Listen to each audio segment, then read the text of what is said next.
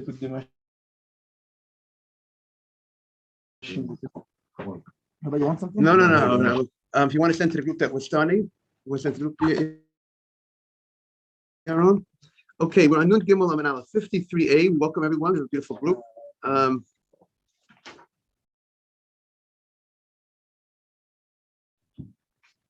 Okay. Be careful. So you were saying that if a Jew lights the Shabbat candles, we can't use it for Havdalah? Is that what you said? No, we're just talking about Havdalah candle. After Shabbat, we have a mitzvah to say Borei More'esh on a fire. If I light a fire after Shabbat, I say Bracha Borei More'esh on that fire. If a non-Jew lit the fire on Shabbat, we would light the fire after Shabbat, I cannot use his fire. If I light from his fire, I'm good. But if I go ahead and I want to keep me a fire, and I want to use his fire, I can't say a bracha on his fire. And we learned about from this week's past week's parsha, correct? And we see, the creation of the world, Adam on Saturday night, it's mostly Shabbat. After Shabbat, it says in the Midrash that he put two stones together and fire came out from that. That's what happened on Motzei Shabbat, the first week of creation, right after creation. So that's what we are discussing regarding this bracha of Borei More'esh, and so that's the Gemara. So that's what the Gemara here. If you look on Nun Gimel Amar Aleph 53a, we'll see more. Benavi, you'll see more about it. It'll become clear. 3 lines into the wide lines. Tana Rabbanan. I think we should start from there. 53a. Okay, Yosef Atzadik. Good morning. Good to see you. Tana Rabbanan. The people have it on 53a. And Nathan, you'll look into the Kiryat Mashiach if there's another one in the building somewhere. Right, exactly. Should I get you to 53? Around over here. Third line. Okay. Third line into the wide lines. You got it? Aaron, Nathan? Yeah. Under Navi, Ariel. Third line into the wide lines and Nun Gimel. I'm showing you right with my finger right over here. Got it?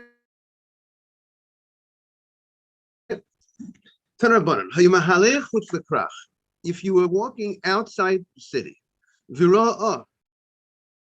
one second, let's see if I got the right one. Yes, you were walking outside the city Motzei Shabbat, and you saw a fire, and you don't know who lit that fire, whose fire that is. Is that a fire made by a Jew? Or that's a fire made by a Gentile? If it's a fire that was made by a Jew, I could say the bracha, and it's a nice fire. If it's made by a Jew, I could say the bracha, and I'm benefiting from the fire. I'm able to, it's dark at night, and if I have some coins in my pocket, I could take out those coins and I could see the difference between this coin and that coin. That means I'm having some benefit from that fire. So there's no issue of having benefit. I'm having benefit from the fire. And therefore I met that criteria. But there's another issue. I got to make sure that the fire was made by a Jew. Because if the fire was made by a Gentile, it would not be good to say the bracha Borei More'esh. Morning, Morris. So that's the Gemara. Here's the Gemara from Morris. That's the Gemara's question. What do I do in this situation?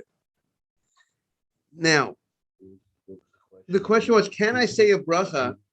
I didn't know who made the fire. The Gentile made the fire. I cannot say a bracha on it. The Jew made the fire. I could say the bracha, and I'm not in a position. I'm not able to go ahead and find out who made that fire. I'm at a distance, so it's a speculation. Now the question is, when you have speculation, and now you have a question of a bracha.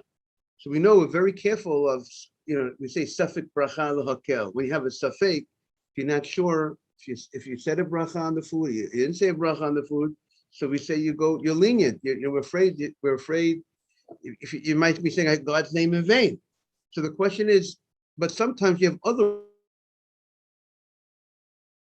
rules. You have something called a rove, majority. If majority dictates to you something, then you can follow the majority and then even say the bracha. So that's what the Gemara seems to be saying. The Gemara says, how many people are in that city? What type of city? What's the population, the survey, the census of that city? You know that's a city that's mostly Jews. You know the city's mostly Gentiles. Based on what you know, if you know that's mostly Jews and mostly Gentiles, you have a right to work with that system of saying a bracha on that fire, on majority. That's what the Gemara says. The Gemara says, right, you went outside your city. Don't cough without putting your elbow into it. But again, I left the city, right? And I saw a fire. And this fire, and the city, let's say I left my city and I see a fire in the adjacent city. I need to know. Probably. Can I make a bracha on this fire or not? So what does the Gemara say? What do I do? Im rov nochrim, if most of the majority are non-Jews, einam avorech. I'm not able to say the bracha borei moreish on this fire. But if rov Yisrael, excuse me, but if most are Jews, mavarech aleh. I could say the bracha. If most are Jews, I have a right to say the bracha on this fire. Nathan, am I clear what's going on over here? Yeah. Okay. Now, generally, by the way, if you're able to verify who made that fire, you should be able to Right now. majority. Generally, you're not going to say rely on majority when you can verify who made the fire. It seems to be clear.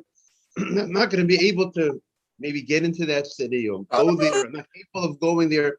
But if you're able to knock on the door and find out who's or go look. You rely on majority when you could verify the true fact. It's not speculative. It's, I think it would help you. But I would say that the case of the Gemara is when you cannot, you're not capable of verifying is it Reuven's fire or Christopher's fire. You're not able to. But you have something called majority. It's just like the famous story. You have 10 stores selling meat, and 6 of the stores or 9 of the stores, majority of kosher meat. There's a couple of stores that said not kosher meat in that row. You found a piece of meat in front of the stores, right? So in Chulin, we have the idea that you go after the majority. You don't know where the meat came from. So technically, you could follow the majority and say, okay, what are the majority? And I can't verify. I can't find out where the source of this meat is. But the majority of the stores here sell kosher food. So there's this concept that you go after the majority. Yeah. How do you like that? Even like 51%. Even 51%. But there are certain other rules that sometimes if it's a significant piece of meat, we might not go after the majority. It might not be, but there's certain laws. But in general, that's the case of going after the majority. How do you like that? Well, you should know you haven't been on the Lower East Side in the 1920s. The Lower East Side in the 1920s, there was 1,000,001 butcher shops all around. There was enough business for everybody in those days. Now there's no. It's an old. There's almost no money left in the butcher. Mom and pop, but the mom and pop. Old days was mom and pops, and mom and pops was 1,000,001. And if you would find that, you'll find that it's a similar thing. Let's say you have 3 pieces of meat, and 1 piece is kosher, 2 pieces are kosher, 1 piece is not kosher, and they got mixed together. There's rules of going after the majority. You go to a court. How does the court work? You have a decision. Say you have a court of 23 people. Let's say to do capital punishment, we need a minimum of 23 judges. See, here in New York, in New York State, or whatever, when they had the capital punishment, how many judges needed to do capital punishment? We need 23 minimum. Money cases, you could have 3 judges, but capital punishment. No, so I'm saying if you have 23 people, and let's say you have 13 to 10. 13 say he should get killed, and 10 say he should get he's innocent. You kill a guy. Even though 10 cent innocent, we don't need, it's not like a lot of times in New York, sometimes I know of a certain case, they want a unanimous decision. We don't say we need the unanimous, we have the concept called rove. If you have a majority that say guilty, it's guilty. Taxes would be 90%. Jurors work on the unanimous system. Right, jurors, exactly. We don't work on unanimous system. We don't. We go. Our system is majority. What do you say? We're going to be 90% tax thing? Because if you listen to the people, what? Yeah, like for like certain tax laws, they need like certain not just 50%, 51%, they need like more votes. So Okay, because they want the people's involvement, maybe also. Okay, so that's the concept of it's not like when they vote, I think like House or like they need like for certain bills. Each thing is like, okay, this one needs, I don't know exactly, but like this one could need 70% to get approved. Or like, it's not always like, okay, 51%, or like the bill is passed. Or something like right. Sometimes we need, but you should know, but sometimes we need something called a decisive majority. Meaning we have, let's say by Zimon, if let's say Zimon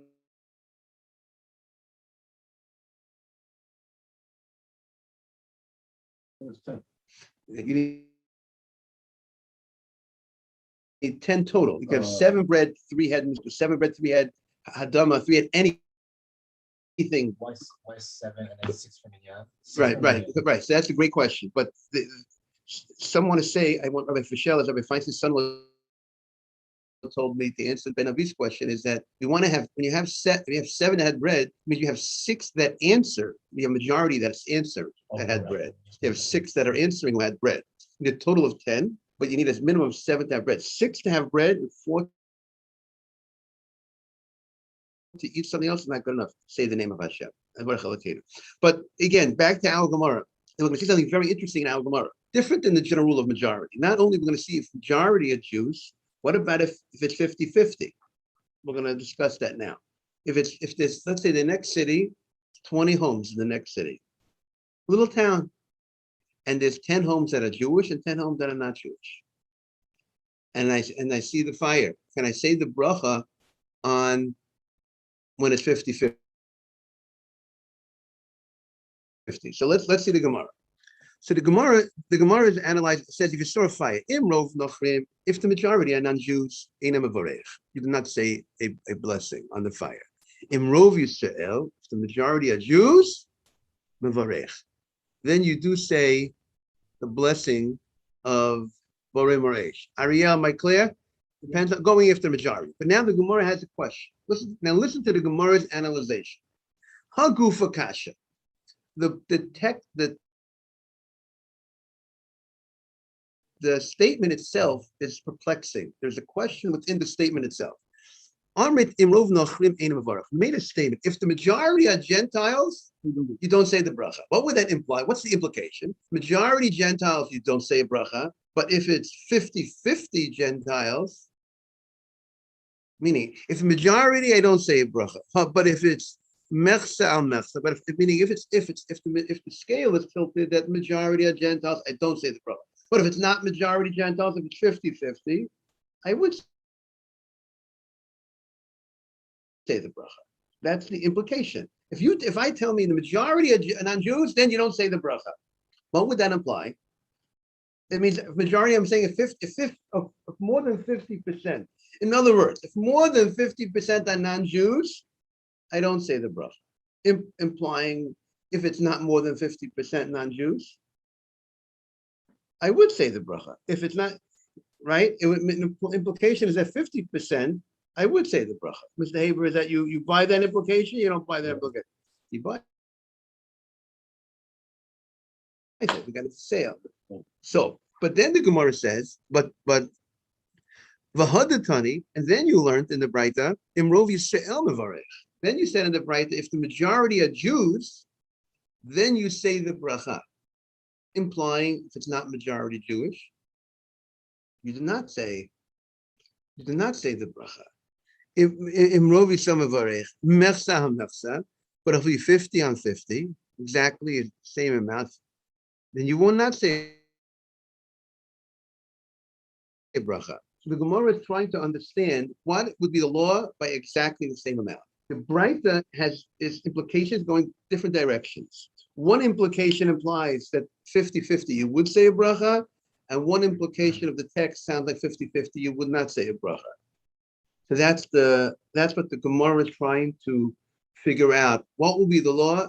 Is it clear, Morris? What's the law by 50-50? Now remember, I remember on the Lower East Side there was a Rabbi Ashray, he came from Europe. He said, you know what? If you see a building on the Lower East Side, that was the size of a whole town in Europe. You know what I'm saying? The towns weren't so big. You could count, you could count today's hot. You have to have a whole census to count. You can know how many houses, like every little neighborhood, little neighborhoods, like little bungalow colonies. How many families live here? You could know how many are Jewish and how many are not Jewish. What if you're in the middle of not Jewish neighborhoods and Jewish neighborhoods? So I'm saying, so the question is, we will be the same thing. What are the majority of the homes?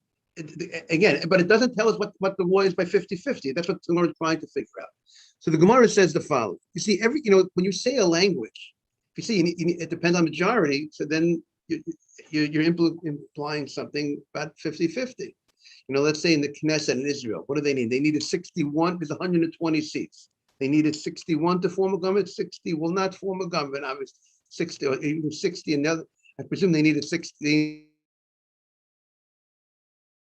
You need 61. Even if you have other parties, multiple parties, I presume if you have 15, if you have 60 seats, and the other party has 30 seats and 30 seats, you still can't, I presume, I don't know if anybody's following politics, anyone knows if I'm saying correctly or not. I don't know if anybody follows politics, but I presume you needed 61. 60 will not be enough. So it's very important. The language makes a big difference between 60 and 61. So we need to know 50% or 51%, what's required. So the Gemara answers the following. B'dinhu ta'afilu amersa amersa ina mevorech. The is that 50% and 50%, if it's 50-50, an exact tie, you would also say the bracha. And we're going to question that in a minute. We'll try to explain that.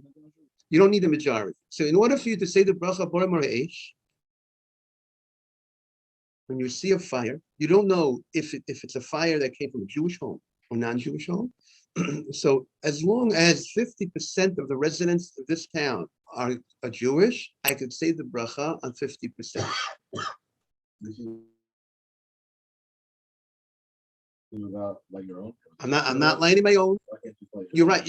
I don't have what to light. I'm traveling, Nathan. It was after Shabbat. I waited. I had places to go, people to meet, as they say, and I waited till after Shabbat. Now, for whatever reason, I didn't stay. I wasn't in my home to do the Borei Moreish, and now I didn't have any fire in my house, and it's not like today. Today you strike a match. It's a little bit more. What? So if you're unsure of the count, then I think you will not be able to say the bracha, because then you don't know that you don't even know you have 50%. No, I don't think if you're unsure that you can say the bracha. What the Gemara says clearly, if you know for a fact that it's 50% Jewish, we give you the right to say the bracha. If it's what? Majority non-Jewish, you will not say the bracha. 50, non-Jew 49. No good. You have to have at least 50%. You have to have at least 50% Jewish. Now the commentators ask the question, why is it that 50% is good enough? It seems that it's a question when you have a suffix, so why don't you use the rule of suffix brachot lahakel? Yes. Because it's after Shabbat, right? Right.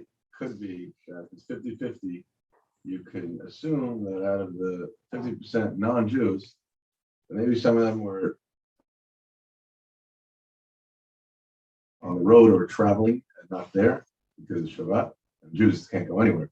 So therefore, you probably have a majority of Jew. That's why. No, but also because they have to do it the day when Shabbat came out at the time, at the right time. You always have to. See, no, you're also saying good things. Nathan. Very good. So it's very good. So I like what you're saying, but I'll tell you what the Meiri says. The Meiri says the following. We have a double suffix. It's called a svak double suffix. Two reasons that are telling us why you should be able to say the bracha. Why? It says number one, there's a 50% chance that the fire is emanated from a Jewish home. That's number one. Number two is we know if the Gentile lit the fire before Shabbat. Listen, if we said that you could say a bracha on a fire that was lit by a Gentile if he lit it before the Shabbat. That's what it would seem to be. So if the Gentile lit it before Shabbat, because there was nothing wrong, it wasn't lit on Shabbat, right? The main issue we're worried about is a fire that a Gentile lit on Shabbat, because therefore it was lit in a time that I could not light the fire. If the Gentile lit it before Shabbat, it was 100% kosher time. So the fire, even after Shabbat, it's possible that fire was lit before Shabbat as well. So even even if it was lit by the Gentile, so it would still have a ability to say there's a possibility within the Gentile that you could also say a bracha. Generally, we say if you see a fire by a Gentile, you say most likely it was lit on Shabbat. But there's also a chance that the fire was lit when? Before Shabbat by the Gentile. And that fire, I have a right to say a bracha on. So when you put the two together, then you have now majority is in favor of that you have a right to say the bracha. So even when you have 50-50 in the amount of homes, 10 to 10, but the odds are on the majority, are in the favor that you're able to say bracha on it. So when you have the odds are in your favor, the majority is on your side, therefore you'll be able to say the bracha. That's how the Meiri said. Right, because there's more likelihood that you have a right to say a bracha on this fire than if you're gonna do the odds and you're gonna say what's the more likelihood this is a fire I can say a bracha on, the odds are in your favor because you have two possibilities out of three. So that this is appropriate to say bracha on. Now you suggested other reasons. You suggested maybe because the Gentiles are traveled away and therefore maybe there's more likelihood that the fire, even when you wanted to suggest other reasons that even when you have 10 to 10 in the amount of homes, but the likelihood is still more in favor that it's a Jewish fire. That's what you guys were coming up with. More people per house, Okay, so maybe there's more. Okay, but the Arabs have very populated people. Yeah, Right. really. Where's that? In Israel, when you compare the Arab population to Jewish population, it's like 9 people per household, and it's like technically 1.5. 9 Arabs. 9 Arabs. That's- Nine They have children, 7 nine wives. children. Right. That's And terrible people. for the Jews. That's very big. Yes. As you know, we had in last week's parasha, Bereshit, Hashem says, "Pruvu." That's from the first things Hashem done, gave a bracha that the Shev family. That's a big bracha. I need to say that because the society, the culture out there doesn't appreciate the secular culture does not appreciate families the way they should. Okay, back in the Gemara. So the Gemara says, "B'dinhu da'afilu mechsa mivarach." Even if it's 50-50, you would say the bracha of Borei Moreish. Va'aidi the tani reisha rov nachrim. So since the first part of the Braita spoke about if it's majority Gentiles, you can't say a bracha. So therefore, Tani Sefer Rov Yisrael. Therefore, the Sefer wanted to be uniform, and therefore the Sefer also used the Sefer is the end, like Sof. It used the same language of majority. But don't be mistaken, the Gemara says. You don't really need a majority Jewish to say the bracha. Even though the Sefer uses the word majority Jewish, you say the bracha, really 50-50. You don't need a majority. 50% Jewish is enough. Why do we use the word majority? Because in the beginning of the Braita, we said if it's majority Gentile, you don't say a bracha. So the end contrasts to the majority Jewish, you would say a bracha. But it was only to use that language. But really, the Sefer would agree you don't need majority Jewish. 50% would do the trick. Good, Mr. Haber, any questions? Why did they do that? What? Because remember, they used to by heart.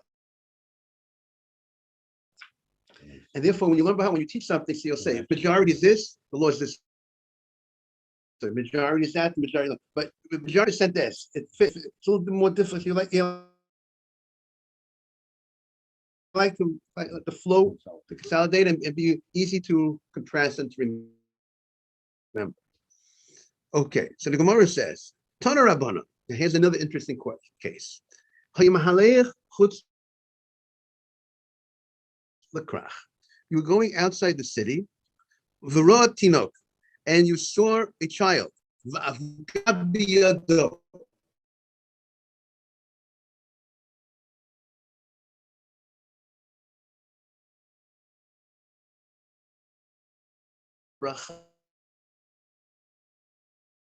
On a torch. A torch means we don't have the Olympic torch. We don't have to, but it's the same. Meaning, when we say torch, we mean a very large fire. That's what our Havdalah candle.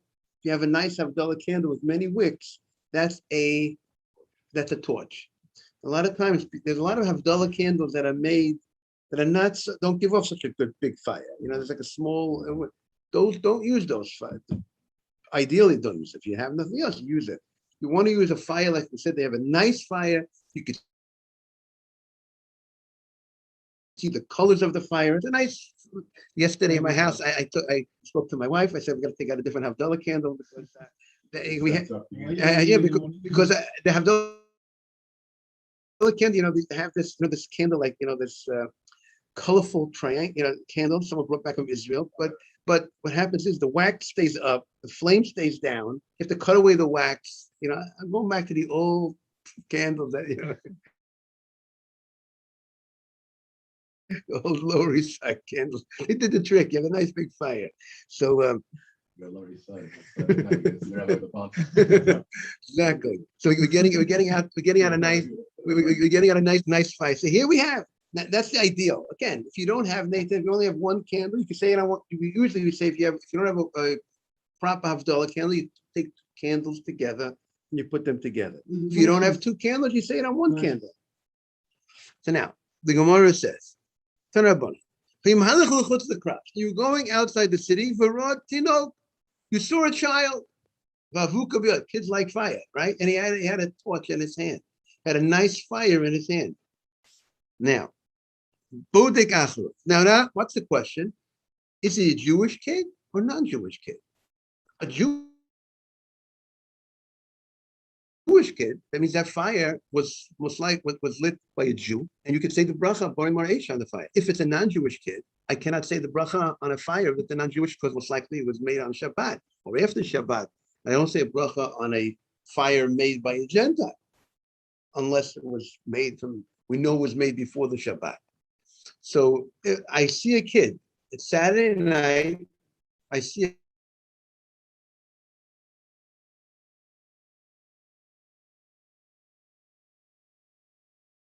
he's a Jewish kid, mevarech. I could say the bracha. If it's a Gentile, I can't say the bracha. That's the Gemara. That's the case of the Breita. Everyone got the case? If it's a Jewish kid that I know, oh, so very good. So, yeah, Rosh is really what the Gemara's question is. First, why is the Breita emphasizing a kid? It's any case, adult, a Jew. You see somebody walking with a fire, an individual. Meaning, before we were talking about, you didn't see a person. You saw a fire from a city, and you're next to that city. You're passing by, you see a fire. But then we say, find how many people are in the city. What's the number of people? Now we're talking about, you didn't see it. It's not a city. You see an individual. You see someone carrying a flame. Maybe the Tinoch could have taken it from a non-Jewish fire, which could have been lit on Shabbat. Okay, so we'll see what the Gemara is going to say about that. So that, before we get to the answer, you're on the next step. I want to get to the question. Jewish, not observant. That's a good point. I would think of if he's not observant, should have the status over here like a non-Jew, because you're afraid that he's going to light it on Shabbat. A non-observant Jew in this case, see, halachos regarding non-observant Jews depend on what the case is. The laws are different. You know, I think, I don't know by the Sfardim, but by the Ashkenazim, I think Rabbi Feinstein once told me that if you have a non-religious Jew, and if he goes ahead and he lights the fire for the food, you can't cook. Cooking has to be cooked by a Jew, right? Cooking, you can't have if people have maids in the house, and it's a mistake that they let the maid cook the food. They let the maid cook food for the family, cook chicken, called bishul akum, and in the food, your chicken, so anything that you can't eat raw, that's of something that's of importance, like chicken or anything, certain foods, Jew has to cook themselves. What'd you say? Let's say during the week, today. You need to lit the fire, Rabbi, not to cook. Someone has a maid in their house. The maid is not. I'm saying if the maid, if you did not put on the fire, see, Sfardim hold putting on the fire is not good enough either. But meaning Sfardim hold you have to be more involved in putting the food on the fire. Ashkenazim are lenient, and they say as long as the Jew made the fire, you make the fire, you put on the oven, you put on the fire, and then the non-Jew can put the pot of food on it. You're not Ashkenaz. Sfardim require more than that. You have to actually put. You have to put the food. You have to put the food on the fire. People need to be aware of that. Even if you're in a house, you only kosher. Everything is kosher, but the non-Jew is not supposed to. Everything is kosher. Everything 100% kosher. You are supposed to do the cooking. Now, for Ashkenazim, as long as you are involved in any way of the cooking, you put on the fire, that's good enough. The non-Jew put the food onto the fire. This is not chila, right? It's more than lechatchila. I mean, this is the way. This is a very serious. It's a very serious thing. Rabbi Vadi Yosef has he has a allowance, and to go to a restaurant, he allows the Sfardim to go to Ashkenaz restaurants. Okay, but Nathan, you can go to the Ashkenaz restaurants, even though they don't make the food the way the Sfardim make the food. But there are some Sfardim that are particular. But I went to Ashkenaz and can I go behind? I want to put the food on the fire. I'm telling you, there's some Sfardim that do that. But Rabbi Vadi does not require that. But your house, you have to make sure that the and I got a call from one of my Sephardi students. One of my Sephardi students says, the maid just messed up. Meat, dairy, she cooked everything. Why she involve someone to cooking? She doesn't know what's going on in the kitchen. She's mixing up the meat and the dairy. They can cook meat and dairy together. What do you want to say, Aaron? Sorry. No, it's not only for meat. And any food that's considered a food of importance that you would serve to a person of dignity. And again, if it was already cooked and they're warming up, there's no problem for them to warm up food.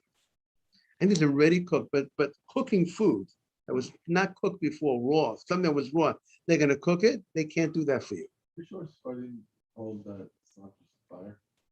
I'm pretty sure he's sure. Yeah. But is it possible that certain Sfardim are didn't yet get there yet, and they're relying on the Ashkenazic way? Maybe that's possible, that Nathan, but everybody's at least following the Ashkenazic minimum, that they involve some way in the fire. So what I was getting to is over there, I think Rabbi Feinstein told me if it's a not religious Jew that made the fire, that's fine. See, we have also different laws by not religious Jews by wine, right? If they touch wine that is not cooked, we're more strict. Rabbi Feinstein told me by the wine, by non-religious Jews, than by cooking. The same. So every case is different. So that's I just want to say over here that this case over here, in your question about a non-religious Jew, if we suspect that he turned on the fire on Shabbat, if I cannot say a bracha on such a fire that he made on Shabbat. Okay, so the Gemara says, "My iritino, afilu gadol nami." The Gemara is really asking Yaron's question. Why are you telling me? See if case. Why does the Bride talk about a case of a child walking with a torch? If an adult is walking with a torch, find out, is it Jewish or not? If it's Jewish, and I know I could say the bracha. If it's a non-Jewish person, if it's Christopher holding the torch, I can't say the bracha. So why does the Gemara say a case of the child holding a torch? So the Gemara answers, we're talking about it's right after Shabbat. Right after Shabbat, if you see an adult holding a fire, you could bet, you don't bet, try not to bet. We could say that it's not a Jewish person. A Jewish adult right after Shabbat is not holding fire so fast. A child, Jewish child, maybe he's holding. A child, he can't wait to handle the fire after Shabbat. So therefore, if it's a child and it's right after Shabbat,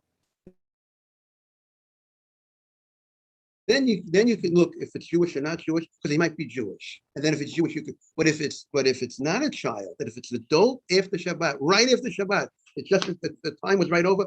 We're not really generally we're not so fast to get to a fire second after Shabbat, right after Shabbat, and therefore you will not. There's nothing to check.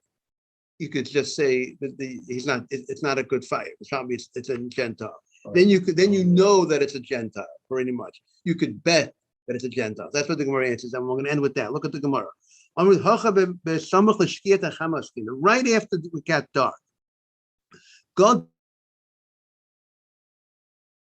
if it's an adult, he's definitely a non-Jew, pretty much, because the Jew would not go handle the fire so fast, so quick. However, Tinok, a child, it might be a Jewish child. And it happened that right after it got dark, he held the fire. And therefore, if it's a Jewish child, right after Shabbat, so then you could go ahead and say the bracha. No, we don't know. That's why you have to check. That's why you're going to check. How you check? You get close to see. Wait, he's very nice to sit. He's very no. You go over to him and say Shavuot Tov. See what he answers. But if you check if he's Jewish. But if it's an adult and it's right after Shabbat, there's nothing to check. That's a Jew that's fine because he created a new fire from the Gentiles. He added kosher fire. He added new fire. You can say a bracha on that. Have a great day, everybody. We all got to be on fire in our Judaism. How do you like that? We can't be dim. We got to be on fire. Thank you, Rabbi. Thank you, Rabbi. Thank you. Shout out to you. Thank you, everybody. Thank you. We welcome Ben Avi, who has joined us today. Thank you. Thank you. Appreciate it.